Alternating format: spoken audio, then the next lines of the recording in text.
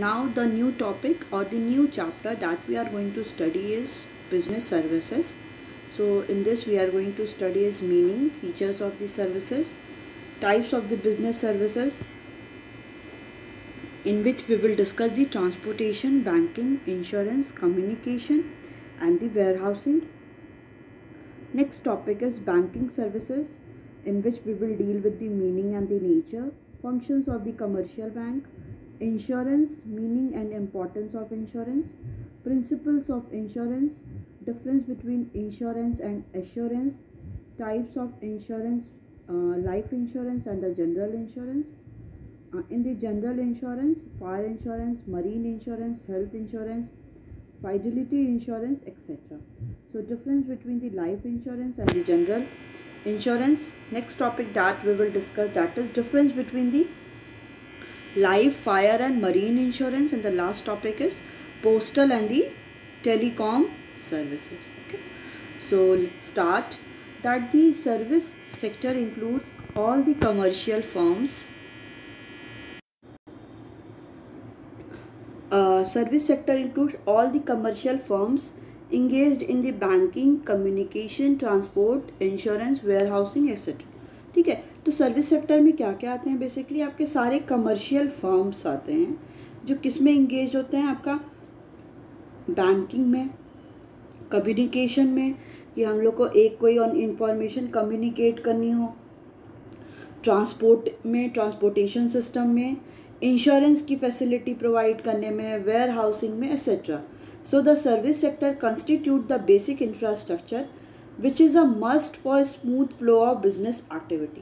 ठीक है, service sector क्या है, कंस्टिट्यूट क्या कर रहा है, बेसिक इंफ्रास्ट्रक्चर है जिसमें जो बहुत इंपॉर्टेंट है for the smooth flow of business activity, कि smooth flow of business activities के लिए जो बहुत इंपॉर्टेंट है. So in the recent past, the role of the service sector in the Indian economy is growing faster than the agriculture and industry. ठीक है, recent past में हम देखते हैं तो जो रोल है सर्विस सेक्टर का इंडियन इकोनॉमी में क्या है, वो ग्रो कर रहा है faster than agriculture sector and then the industrial sector. मतलब प्राइमरी और सेकेंडरी सेक्टर से ज़्यादा तेज़ी से जो ग्रो कर रहा है, फास्टली रैपिडली जो ग्रो कर रहा है, वो क्या है, सर्विस सेक्टर है. So a variety of services are available to meet the changes of economy and the requirement of investor. ठीक है, variety of services चाहिए जो are available है, जो to meet the changes of the economy, economy में change करने के लिए, and the requirement of the investor, जो भी investors की requirement है. So the significance of the service sector is gaining momentum and it has become a major thrust area in the field of business. ठीक है, ये क्या है, significance है, service sector is gaining momentum, मतलब day by day ये increase होता जा रहा है और एक बिजनेस के लिए बहुत इंपॉर्टेंट रोल प्ले भी कर रहा है. Next topic is characteristics, features and the nature of the services. So basic feature of the service are, first one is intangible, means we cannot touch it, okay, we can only feel it. So services are intangible. services क्या होती हैं, intangible होती हैं, that these cannot be seen or touch, जिसको हम seen और touch दोनों नहीं कर सकते. we can only feel services और one can only experience them, कि हम क्या कर सकते हैं, हम बस सर्विस को फील कर सकते हैं और उनको एक्सपीरियंस कर सकते हैं. We can not find out the quality of service before taking it.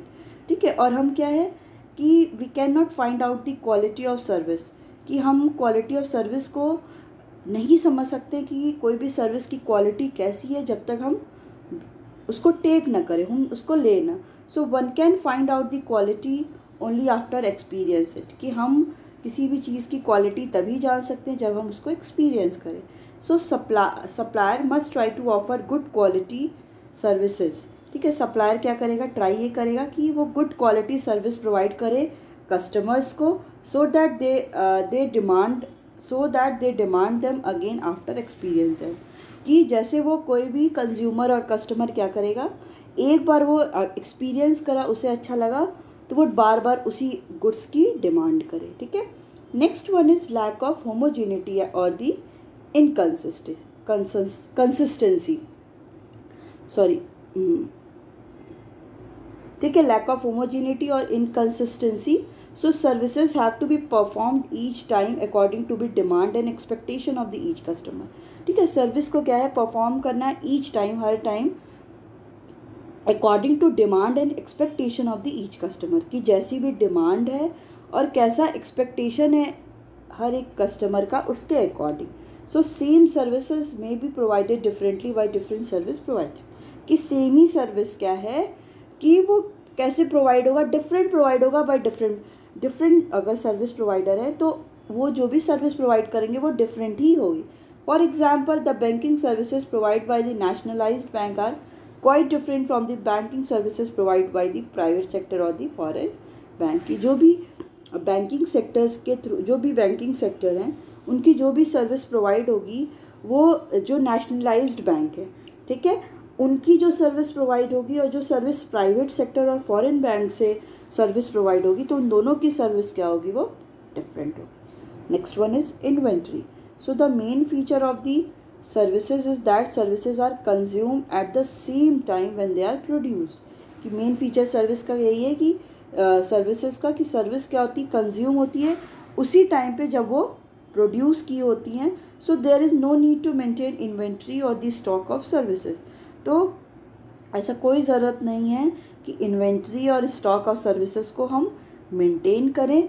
If service is not consume immediately then it is a total loss. जैसी कोई सर्विस को हम तुरंत क्या है यूटिलाइज नहीं करते हैं तो वो उसका टोटल लॉस हो जाएगा। For example, vacant seat in cinema hall. अब जैसे कोई भी वैकेंट सीट है सिनेमा हॉल में, अब अगर उस पर कोई भी डिफरेंट कस्टमर नहीं आते हैं, कोई भी व्यूअर नहीं आते हैं, तो उससे क्या होगा, वो क्या हो गया, वो वैकेंट सीट तो क्या हो गई, लॉस हो गया ना, किसी वे टोटल लॉस हो गया।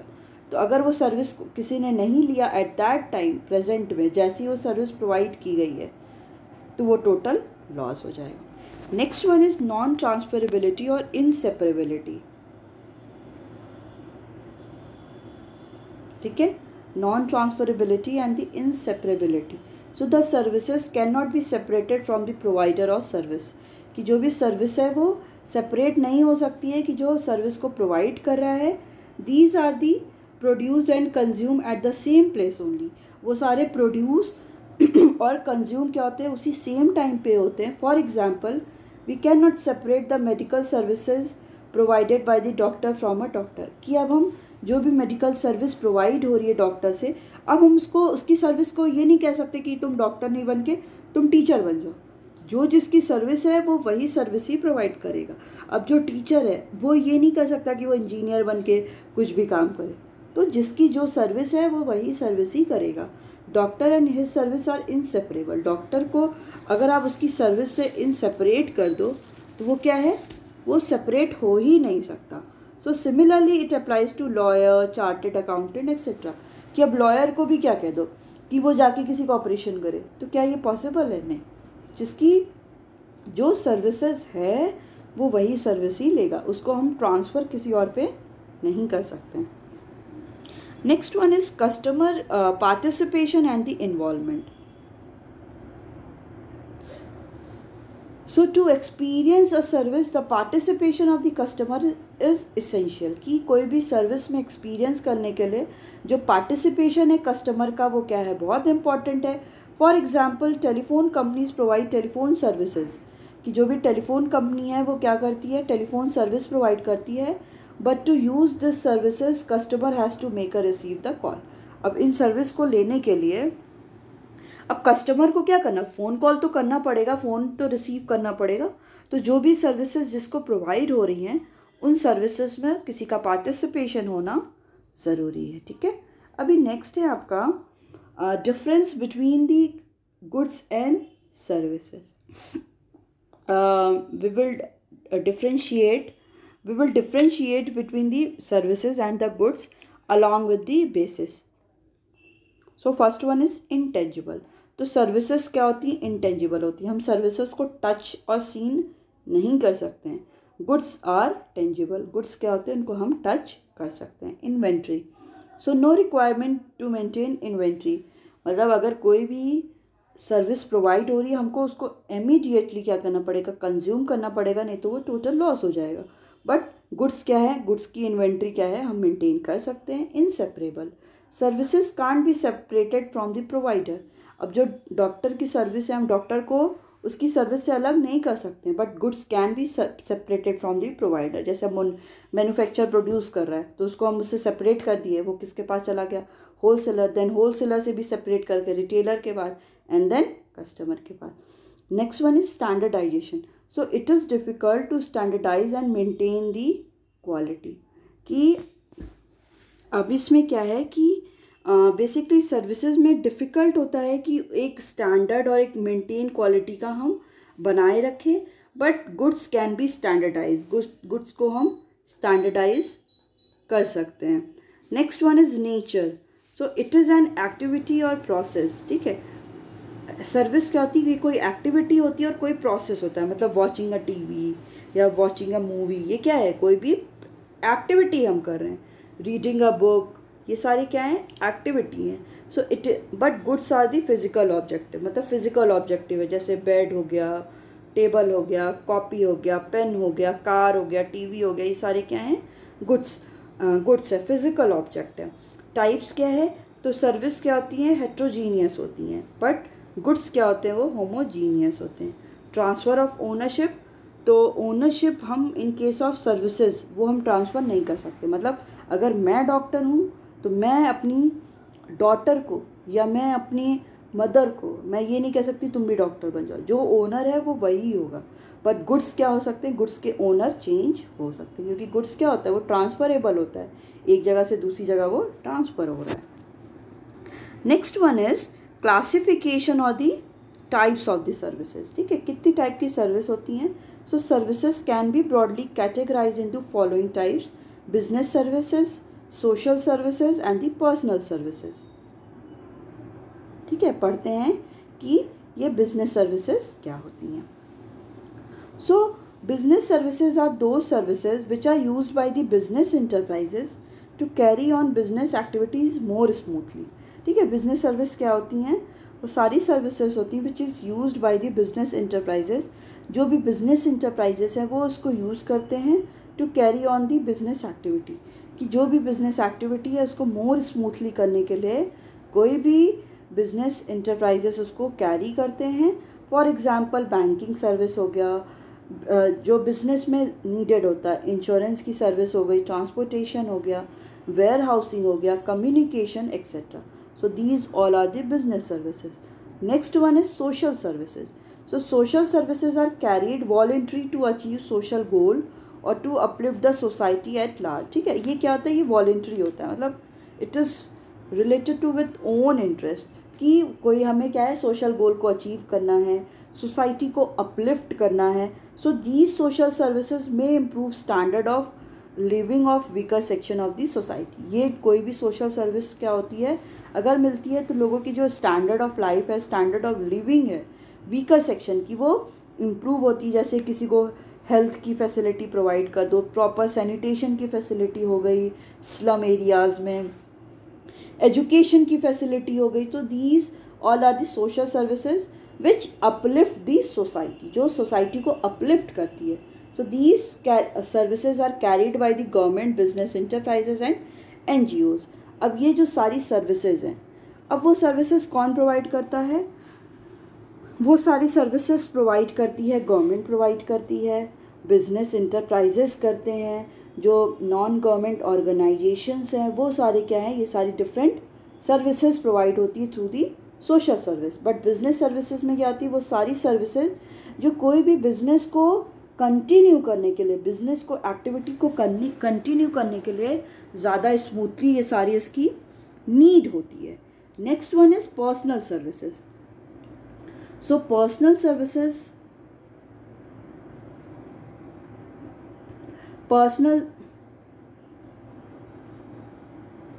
Services are experience differently by the different customer. अब जैसे मैंने कोई प्रोडक्ट को यूज़ किया, कोई और डिफरेंट इंडिविजुअल ने किसी प्रोडक्ट को यूज़ किया, तो मेरा जो एक्सपीरियंस होगा, हो सकता है कि मेरा अच्छा एक्सपीरियंस हो, उसे वो चीज़ ना पसंद आए हो। तो जो अपना एक्सपीरियंस होता है वो क्या होता है, डिफरेंट होता है बाय द डिफरेंट कस्टमर। हम ये नहीं कह सकते कि सबका सेम होगा। So these differ according to service provider. अब ये डिपेंड करता है कि जो भी सर्विस प्रोवाइडर है वो कैसे डिफरेंट फैसिलिटी को प्रोवाइड किया है, वो कितना effectively as well as efficiently किसी भी सर्विस को प्रोवाइड किया है।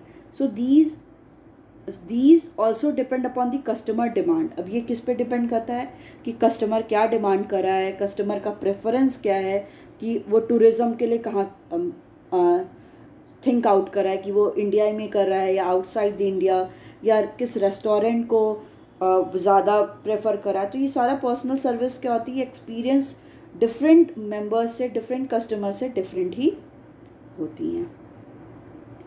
That we are going to study is various categories of the business services. Okay, so in the various categories of the business services we have to study the banking, insurance, postal and telecom services, warehousing services and the transportation. Okay, so we will start with the banking services. So a bank is an institution which attract money on deposit for the purpose of the being lent to industry or the trade. Okay, bank institution होता है जो क्या करता है, attract करता है money को, money on deposit for the purpose of, deposit करते मनी किस पर्पस के लिए, और बीइंग लेंट टू इंडस्ट्री और दी ट्रेड, ट्रेड और इंडस्ट्री में हम क्या करते हैं, उस मनी को यूज़ करते हैं, और उसके लिए हम क्या करते हैं, मनी को एज अ लोन जाके बैंक से लेते हैं। So bankers are not merely a money lenders, bankers क्या है, बस एक मनी लेंडर्स नहीं है जो मनी को बस प्रोवाइड करते हैं। A bank lends what it borrows from the other, और बैंक क्या करती है, वो अदर पीपल से बोरो भी करती है। ठीक है, so a bank is a buyer और सेलर ऑफ मनी, बैंक क्या है, बायर भी है एज वेल एज मनी का सेलर भी है। A bank earns a margin of profit by lending money which it borrows. Okay, bank क्या करती है, मार्जिन भी, प्रॉफिट भी अर्न कर लेती है जितना वो मनी बोरो करती है। ठीक है, देखिए दो मेन फंक्शन है बैंक का।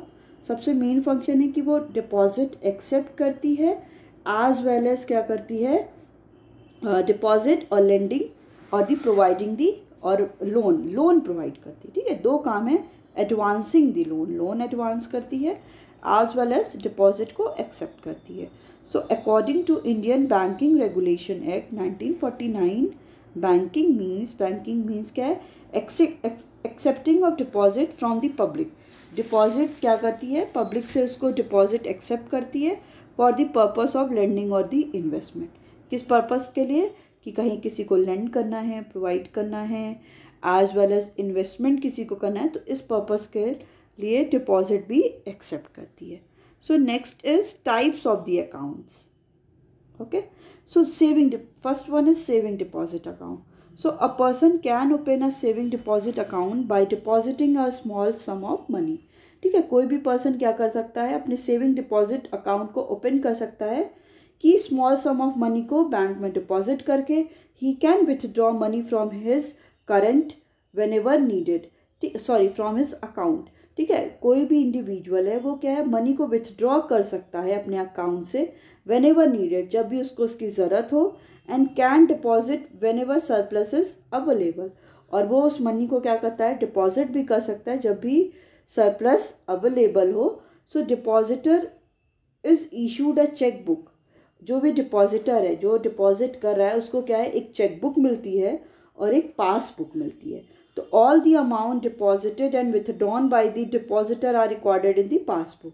ठीक है, जो भी अमाउंट कोई भी डिफरेंट क्या है, डिपॉजिटर है जो डिपॉजिट कर रहा है, वो जितना डिपॉजिट कर रहा है, कितना मनी बोरो कर रहा है, कितना वहाँ से विथड्रॉ कर रहा है, सारा एंट्री जो है, सारा रिकॉर्डिंग किस में हो जाती है, पासबुक में होती है। तो rate of interest of the saving deposit is generally lower than the fixed deposit. जो रेट ऑफ इंटरेस्ट होता है सेविंग डिपॉजिट को, जो इंटरेस्ट मिलता है वो क्या होता है, फिक्स्ड डिपॉजिट से। क्या होता है फिक्स्ड डिपॉजिट, वो भी हम पढ़ेंगे। तो फिक्स्ड डिपॉजिट से क्या होता है, वो कम होता है। नेक्स्ट है आपका current deposit account. So current deposit account are opened by the businessman. Current account deposit क्या होता है, वो बिजनेसमैन के थ्रू ओपन होता है। The account holder can deposit and withdraw money whenever desire, कि अकाउंट होल्डर जो भी है, जिसको अकाउंट होल्ड कर रहा है, वो मनी को deposit as well as withdraw भी कर सकता है जब भी उसे नीड हो। Withdrawal are always made by cheque. जो विथड्रॉल है, जो मनी को विथड्रॉ करना है, वो कैसे होगा? वो चेक से ही होगा। Overdraft and credit limit facility is available in this account. ये सारी भी फैसिलिटी क्या होती है कि credit limit facility as well as overdraft. Overdraft facility होता है कि जब किसी भी अकाउंट होल्डर के पास, जो करंट अकाउंट होल्डर है, उसके अकाउंट में उतना अमाउंट है भी नहीं। फॉर एग्जांपल कि उसके अकाउंट में 50,000 है बट ही नीडेड अराउंड 80,000, तो उस टाइम भी बैंक क्या करती है, उसको ओवरड्राफ्ट की फैसिलिटी कि उतने में उसको अमाउंट है भी नहीं उसके अकाउंट में, तो भी वो उससे ज़्यादा देती है। फिर उस पर क्या करती है bank? Rate of interest charge करती है, जिसको कोई भी जो भी करेंट अकाउंट होल्डर है, बेसिकली ये सारे जो भी बिजनेसमैन है वही ओपन करते हैं। ठीक है, तो वो जब भी उनके पास मनी होगा, वो जब डिपॉजिट करेंगे तो रेट ऑफ इंटरेस्ट उसमें से बैंक डिडक्ट करेगी। ठीक है, फिर है आपका, फिर है सो नो इंटरेस्ट, इसमें लिखा है no interest is paid on the current account, कि कोई भी इंटरेस्ट करेंट अकाउंट पे पेड नहीं होता है। Rather some service charge is charge by the bank for the rendering service. But इसकी जगह क्या होता है, एक सर्विस चार्ज कौन चार्ज करता है? Charge by the banking, bank charge करती है फॉर जो भी वो सर्विस प्रोवाइड करी है। So a statement of account is send to the account holder. जो स्टेटमेंट ऑफ अकाउंट है, मतलब उसने पैसा कितना विथड्रॉ किया, पैसा कितना डिपॉजिट किया, जो उसका अकाउंट प्रिपेयर होता है, वो अकाउंट होल्डर को एवरी वीक या फॉरनाइट में या मंथ में उसको सेंड किया जाता है, showing the transaction made during the period. ये शो करने के लिए कि वो कितना ट्रांजेक्शन किया है। ठीक है, नेक्स्ट है आपका recurring deposit account. So depositor can deposit a fixed amount से 100 every month for a fix period.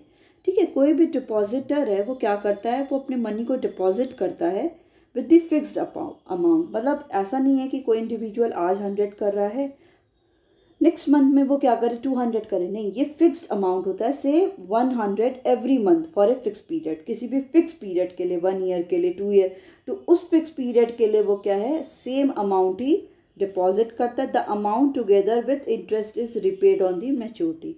जो भी अमाउंट टुगेदर साथ आएंगे विथ इंटरेस्ट क्या होता है, वो मैच्योरिटी पीरियड, जैसे ही वो टाइम खत्म हो जाता है, अगर 1 साल का है, खत्म हो जाता है तो सारा उसको पेड कर दिया जाता है। The rate of interest on the recurring deposit is higher than on the saving account। ठीक है, जो रेट ऑफ इंटरेस्ट है, जो रेट ऑफ इंटरेस्ट मिल रहा है रिकरिंग डिपॉजिट पे, वो इज़ हायर देन, वो ज़्यादा होता है एज कंपेरिजन टू जो सेविंग डिपॉजिट अकाउंट हमने पढ़ा। ठीक है, नेक्स्ट है आपका fixed deposit account. So a fixed deposit is repayable after the expiry of the specified period. जो भी फिक्स्ड डिपॉजिट है वो रीपे कब होता है, जब उसकी एक स्पेसिफाइड पीरियड एक्सपायर हो जाता है। The period may very from 6 months to 5 year। ये जो पीरियड है, कितने पीरियड तक रहेगा, वो वेरी कितने दिन में करता है, कितने दिन में, 6 months to 5 years करता है। Longer the period of deposit, जितना लंबा पीरियड होगा डिपॉजिट करने का, higher is the rate of interest, उतना ज़्यादा रेट ऑफ इंटरेस्ट मिलेगा। जैसे कोई 6 month के लिए कर रहा है और कोई 4 years के लिए कर रहा है, तो जितना लंबा टाइम पीरियड है, जो 4 year जिसने in fix deposit account open कराया है, उसको क्या है, उतना ज़्यादा रेट ऑफ इंटरेस्ट भी मिलेगा। So the bank issue a receipt to the depositor. Bank क्या करती है, इशू करती है रिसिप्ट डिपॉजिटर को, acknowledging the receipt called fix deposit receipt. ये बताने के लिए कि रिसिप्ट की फिक्स डिपॉजिट रिसिप्ट है। And the rate of interest in FD fix deposit is highest. सबसे ज़्यादा रेट ऑफ इंटरेस्ट किस में मिलता है, फिक्स डिपॉजिट में मिलता है। ठीक है, नेक्स्ट है आपका multiple option deposit account. So this account offer multiple options to the depositor. ये अकाउंट क्या करता है, मल्टीपल ऑप्शन, बहुत सारे ऑप्शंस डिपॉजिटर को देता है। This account can be with combination with saving और करेंट अकाउंट। ये जो अकाउंट होता है वो किसका कॉम्बिनेशन होता है, सेविंग अकाउंट और करेंट अकाउंट का कॉम्बिनेशन होता है। So in this account the depositor can enjoy the liquidity of saving है। ठीक है, इस अकाउंट में क्या है, जो डिपॉजिटर है, जो मनी डिपॉजिट कर रहा है, वो क्या एंजॉय कर रहा है, सेविंग्स की लिक्विडिटी, कि आपको ईजिली वो मनी को विथड्रॉ कर सकता है। एंड द करेंट अकाउंट, उसकी भी, and the rate of interest उसको किसके अकॉर्डिंग मिलेगा, जो भी फिक्स डिपॉजिट है.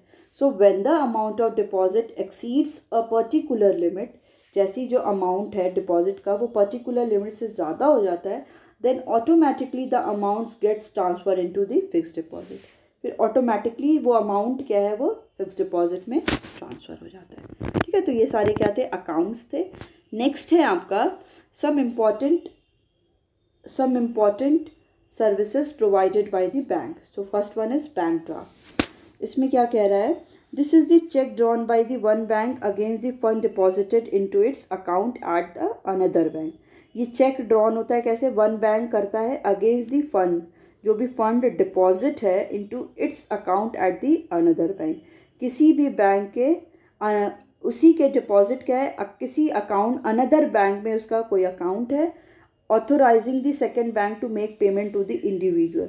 वो उसको ये ऑथोराइज करता है कि सेकेंड बैंक को बोलता है कि मेक पेमेंट कर दो individual whose name is written on the draft, जिसका नाम उस ड्राफ्ट पे लिखा है उसको क्या कर दो, इशू कर दो. So it is a financial instrument. ये फाइनेंशियल इंस्ट्रूमेंट होता है through which money can be remitted from one person to another. जिसमें क्या होता है, मनी क्या है, ट्रांसफ़र हो रहा है वन पर्सन से another person. A bank draft can be obtain from the bank after depositing the required amount in the bank. ठीक है, जो बैंक ड्राफ्ट है वो कैसे ऑब्टेन होता है, फ्रॉम अ बैंक से आफ्टर डिपॉजिट रिक्वायर्ड अमाउंट जितना चाहिए, उसके बाद the bank also charges some commission for issuing the bank draft. अब बैंक क्या करती है, बैंक को भी तो कुछ अपना कमीशन लेना है, अपना प्रॉफिट देखना है, तो बैंक क्या करती है, इस पर कुछ कमीशन भी चार्ज करती है. ठीक है, तो नेक्स्ट है आपका देखिए, these services are provided by the bank. First one is bank draft, bank cheque, RTGS real time gross settlement and the NEFT national electronic fund transfer. So the next one is pay order. So this is the document which instruct a bank to pay a certain sum to a third party. ये document होता है जो instruct करता है bank को कि certain amount क्या है, third party को pay करो. Such order are normally acknowledged by the bank. ये जो order है वो normally known होता है by the bank which provide a guarantee, जो guarantee provide कर रहा है that the payment will be made. Payment क्या होगा, वो made होगा. And it is a kind of bank draft. ये बैंक ड्राफ्ट है which is payable with in the town. ठीक है, एक ही टाउन में, जैसे वाराणसी है तो वाराणसी में ही होगा. So it can be called as local bank draft, जिसको लोकल बैंक ड्राफ्ट भी बोलते हैं. So the commission charge on the pay order, जो कमीशन चार्ज होगी पे ऑर्डर और द बैंक का चेक पे, it is the less than the bank draft. वो बैंक ड्राफ्ट से क्या होगी, कम होगी. ठीक है, नेक्स्ट है आपका overdraft. So under this arrangement a customer having current account is allowed to withdraw more than the balance in his account. ठीक है, इस अरेंजमेंट में क्या होता है कि जो भी करंट अकाउंट होल्डर है उनको ये अलाउ होता है कि उनके अकाउंट में जितना बैलेंस है वो उससे ज़्यादा विथड्रॉ कर सकते हैं. He can overdraw up to a specified limit and for an agreed period. वो क्या है, वो एक स्पेसिफाइड पीरियड जो है मेंशन उतना तक विथड्रॉ कर सकते हैं किसी एक सर्टेन पीरियड के लिए. Interest is charge on the amount virtually overdrawn. अब जितना अमाउंट क्या है ओवरड्रॉन हुआ, जितना ड्रॉ हुआ है उस पर इंटरेस्ट चार्ज होता है. नेक्स्ट है आपका कैश क्रेडिट.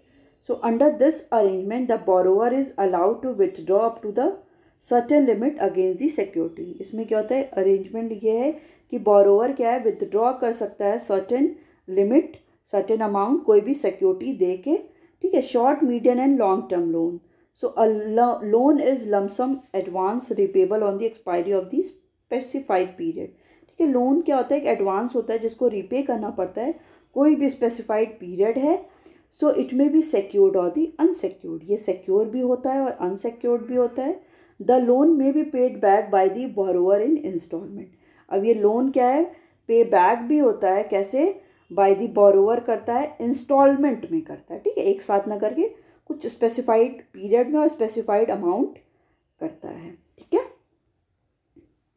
नेक्स्ट है आपका types of the digital payment electronic functions of the E banking. So digital electronic payment is a system. ये सिस्टम है बाय मेकिंग ऑनलाइन पेमेंट करने के लिए without involving the physical exchange of money. मतलब जो भी हम इलेक्ट्रॉनिकली, जो भी हम ऑनलाइन पेमेंट करें, डिजिटली पेमेंट करें, जैसे आप लोग ऑनलाइन फीस सबमिट कर रहे हो, तो इसमें कोई भी फिजिकली एक्सचेंज नहीं हो रहा है मनी का। ऐसा नहीं कि आप किसी को पैसा दे रहे हो तो वो ले रहा है। तो ये क्या है कि एक डिजिटल इलेक्ट्रॉनिक पेमेंट है जिसमें क्या है, online without involving the physical exchange of money, कोई भी फिजिकल एक्सचेंज नहीं हो रहा है मनी का। And the money is transferred from one account of payer to the account of receiver. जो मनी है वो ट्रांसफ़र कैसे हो रही है, पेयर के अकाउंट से रिसीवर के अकाउंट में ट्रांसफ़र हो जा रही है थ्रू दी इंटरनेट। इंटरनेट की फैसिलिटी से जो अमाउंट है ट्रांसफ़र हो जा रहा है वन बैंक से, या वन अकाउंट जो पेयर है उसके अकाउंट से दूसरे के अकाउंट में, वो रिसीवर के अकाउंट में हो जा रहा है।